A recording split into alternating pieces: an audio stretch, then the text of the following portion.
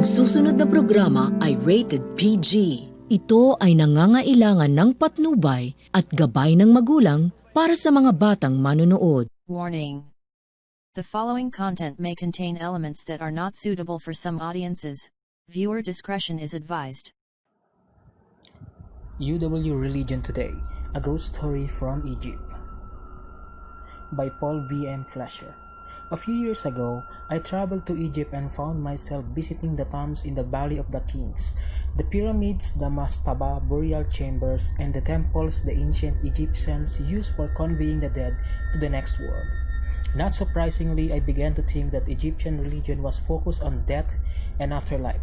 I was sure of it when I was shown to a 50-foot wooden boat assembled from pieces buried near the Giza pyramids. It's intended to use to ferry the dead to the next life. I started wishing to see something about life and happiness, so when the opportunity arose to visit the old Jewish synagogue of Cairo, I jumped at the chance. I was so excited about seeing the synagogue that I did not notice the area the guide took me through to get there.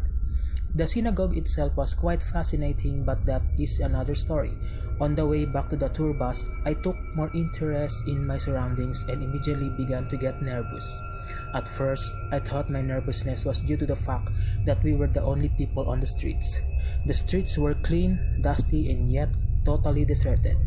What made this stranger was we were in Cairo, where the sidewalks are so crowded you could lift your feet up and let the crush of people carry you forward. And when the buses are so crowded, people hang outside from the windows in order to get home. The lack of people here was definitely strange.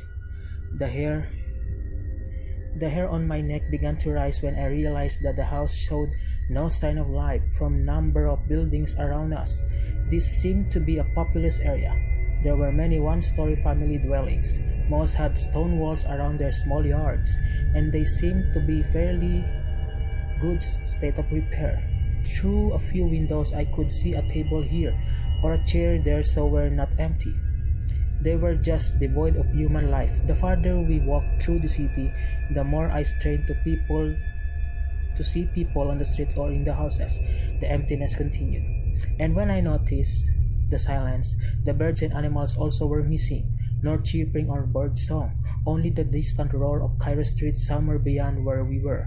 A hush settled on the group suddenly through a window. I saw a cat, a thin, emaciated cat with its skin stretched tightly to its skull. It darted quickly from view, but not before I could see it had one red eye and one yellow eye, the only parts of it that looked alive. Finally, as we were near the bus, the guide provided us an explanation. We were walking through Cairo's famous City of the Dead, its cemetery. In Cairo, the wealthier inhabitants had purchased family plots in the cemetery, buried their dead in the ground, and then built houses about crypts. The living relatives would visit their dead by coming to the house. Once or twice a year, large number of relatives would gather in a house and have a party in which they believed the spirits of the deceased took part. So, the modern City of the Dead was a way of connecting the living and the dead, of providing the dead with a place to live, much like ancient Egyptians had tried to provide their dead with the things of new life. So this